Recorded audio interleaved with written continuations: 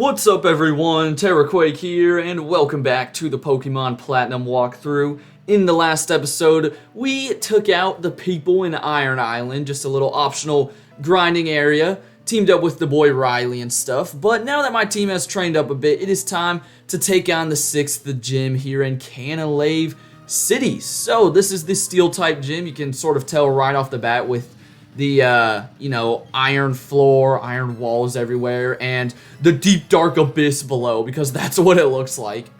Anyways, we're gonna get straight to battling and get used to seeing, Steelix, Onyx. Those are gonna be like the main two in this place, and I decided to just have Bibarel up front for most of this gym. I feel like he's gonna do the best here with Surf, and look at that, a critical Surf to start the day. That is fantastic. But this place isn't really too much of a puzzle. You're basically just going to be taking like a bunch of little, I don't know what to call them, conveyor belt, elevator looking things like this stuff. And some of them lead you to like dead ends. But for the most part, it's straightforward. This one's actually completely optional. You don't have to fight this trainer, but I will just because. Now you also see some Magnemite, Magneton in here. And the gym leader will actually have a Bastiodon, my favorite fossil Pokemon, which is pretty sick. But other than that, I mean, you could see some Onyx. I remember in Diamond and Pearl, there were even like some random Pokemon in here, like an Ambipom, I think, or something crazy. I don't know. Diamond and Pearl, their gyms were kind of whack. But I'm trying to think of other Steel types. There's just not too many. I guess I could look through the list. Oh, Bronzor's in here too. Looks like a trainer has a Scizor, which is kind of sick. But gosh, I forgot about Bronzor. I'm not looking forward to that thing. And you're trying to get takedown? Nah, we already have return. We do not need another normal type move, my boy. And because you're sending out another Magnemite, we'll give Moto a chance. Oh no, I should have gotten to Eevee, dude, because I bet you Eevee's Dig, when it's not Stab, is going to do more than Hippowdon's Stab Santum, which is freaking pathetic. But it's whatever. It do be whatever. I just wish you had a ground type move. I feel like I'm saying that every single video, but I mean, come on, Santum? I didn't know you were stuck with this move for so long, Hippowdon. Alright, we just gotta have patience though. By the time the Elite Four rolls around, this guy will be a freaking beast. I mean, he's already pretty good. Crunch does a solid amount of damage to really anything he faces, and look at that, we still knock it out in one turn, thanks to the residual damage. But yeah, I guess whenever I have a chance to get some of my other Pokemon in here, I will, just because, like, Wormadam, Eevee, and who else? Some of my other mons just aren't going to be able to do too much. And looks like we will get to level 37. Maybe a new ground type move? Could my wish finally come true? No, of course not. Alright, so as I said, going this way just leads to a dead end. And you actually don't want to worry about a couple of these ones. There's like 4. And I'm honestly struggling to remember which one is the right way. I think it's the one on the far right. But we're going to wait and find out. And here's another Magnemite. Alright, whatever. I've got Surf, Stab. It should do the trick. If this was a Magneton, I'd be a bit more worried. But yeah, I guess because there's Magnemites, maybe bring Paralyze heals. Other than that, Steel-type Pokemon, they're not really going to put too much status on you. They are usually just very defensive, so I said it in yesterday's video, but I would recommend special attacks, whether they're super effective or not. And yeah, just don't send in, a freaking normal type, or I don't know, a grass type, a bug type, because Steel resists all of those. As a matter of fact, Steel resists like a lot of typings. So it can be kind of tough to find some things, but luckily most of them have a second typing.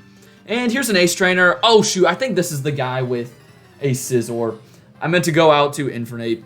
Oh well, kind of cool that we're seeing a Scizor though. I didn't think a random gym trainer would have him. In my opinion, I feel like, what's his face? Byron should use it. Alright, George, get out here. Oh, you went for Pursuit! Hey, yo, this Scizor is going crazy, dude. This is not VGC, come on now. And this will be a good opportunity to test out Flamethrower. I don't think I used Infernape once in the last video, so yeah, my bad, George. But it's fine. Quad effective. You are going to go down easily. There we go. Heck yeah, baby. Alright, I guess I might heal up Bibarel because, yeah, if you didn't know, Pursuit does double damage if you're hit on the same turn you switch out. So that did a good chunk, even though it wasn't even stab. Now, I'm hoping we don't have to go back and heal, because that would be pretty nice. I mean, we've been doing good so far.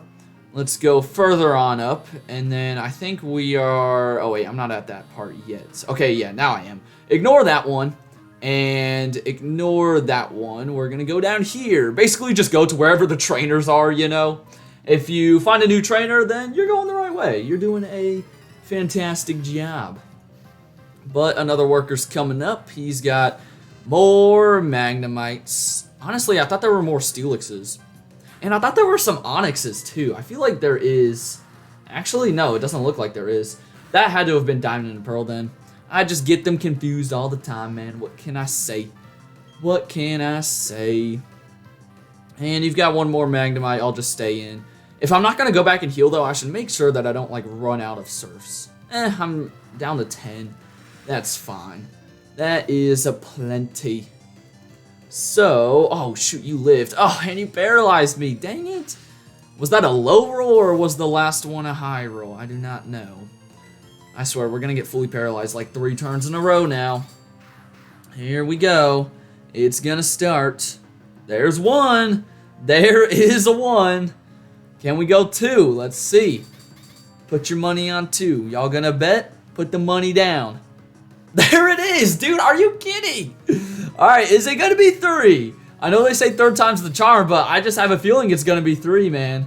I just have a feeling. Oh, okay, there we go. Dude, come on. 2 times in a row. Oh, and then a pointless crit.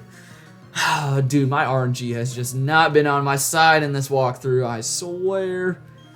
All right, so time for a paralyzed heal. That's why I said to bring some, because you never know when you could get fully paralyzed twice in a row. Actually, technically, I have full heals, but they do the same thing. And as we go across this platform, I think the next trainer is going to be waiting. Don't worry about that one. And yeah, it's a black belt who doesn't even have fighting type mons. He's just going to have 2 Steelixes, which is going to be easy enough to take down. So I am not too worried. And then I'll probably put Infernape up front because the last trainer battle could possibly be the worst one because the dude has 3 Bronzors. But, you know, if we've got Flamethrower, hopefully that's strong enough to one-shot all of them. Unless they have Heat Proof, but from my experience playing the Gen 4 games, most of the Bronzors you encounter in trainer battles have Levitate. I've, like, rarely ever seen any have Heat Proof. There may have been, like, a couple on, like, the Galactic Admins team, maybe? But, most of the time it's Levitate. So, that is the advice that, that I'll give you when going up against Bronzors. Now, when it comes to the wild, I have no idea. I guess it's random. But I feel like more have Levitate. I don't know if there's actually a percentage or not.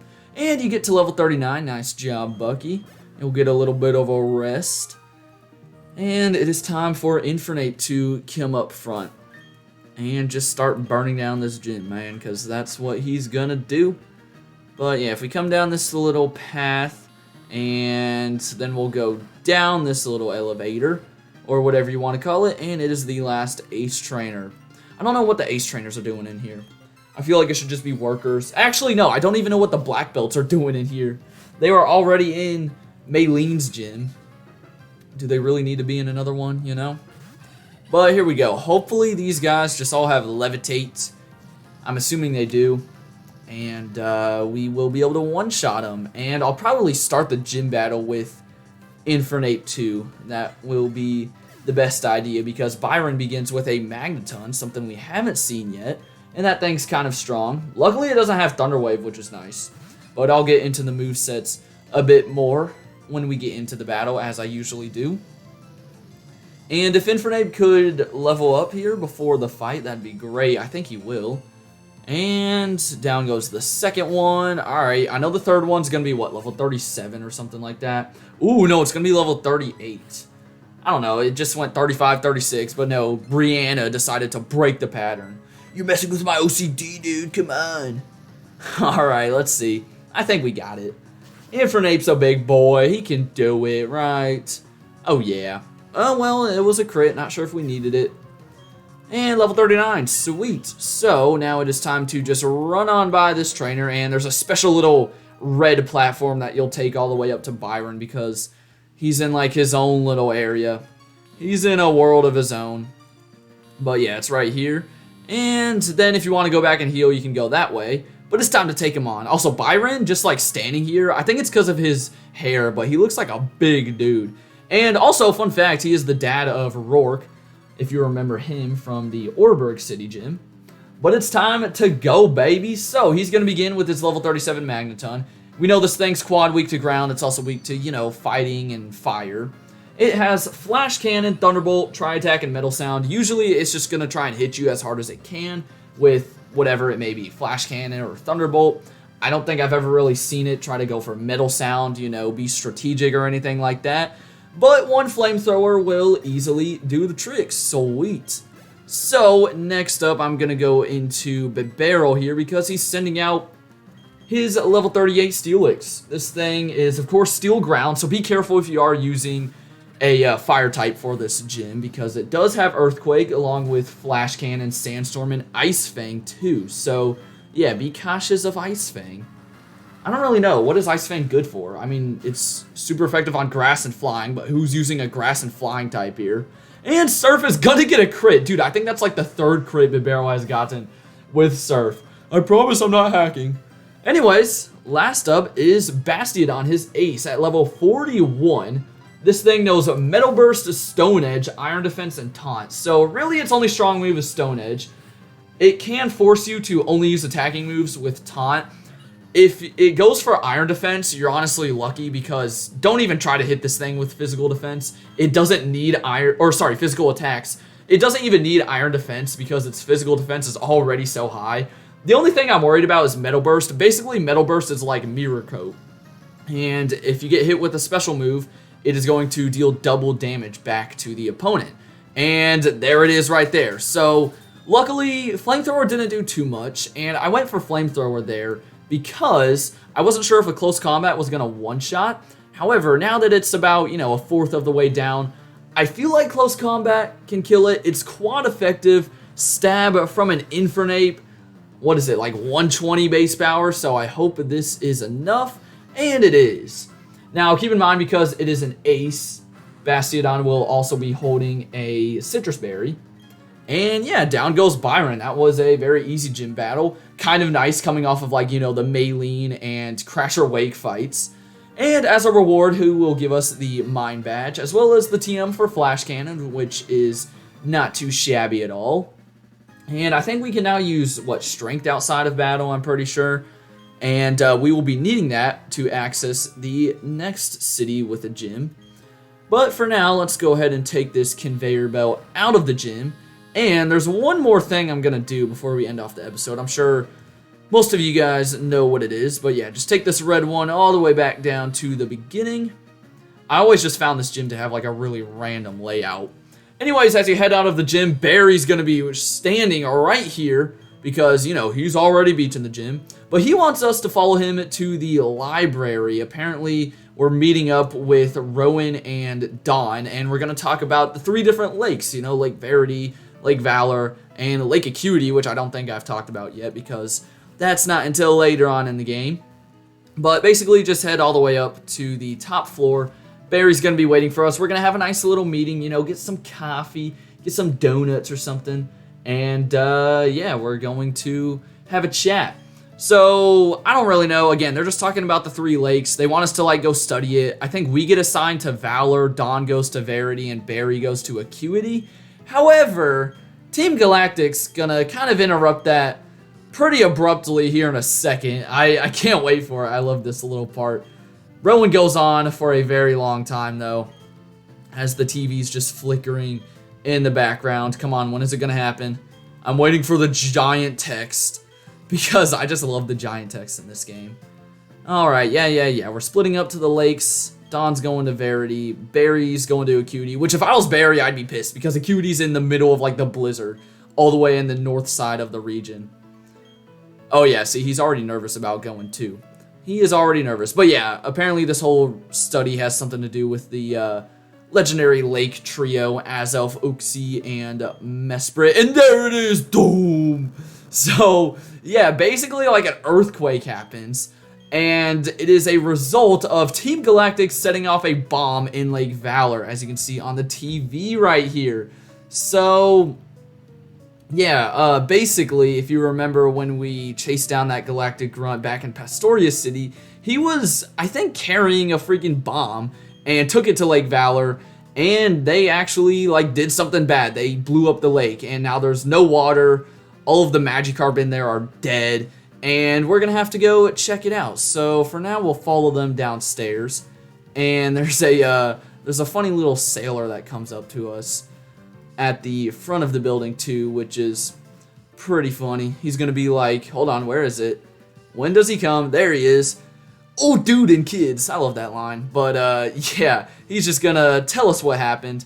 And Barry runs off. You would think he'd go to Lake Valor, but no, he just continues to go to Acuity. Same with Rowan and Dawn. They go to Verity, so we're stuck to go, you know, deal with the explosion in Lake Valor on our own. But that will be happening in tomorrow's episode. So for now, I hope you guys enjoyed. Have a great rest of your day, and until next time, deuces.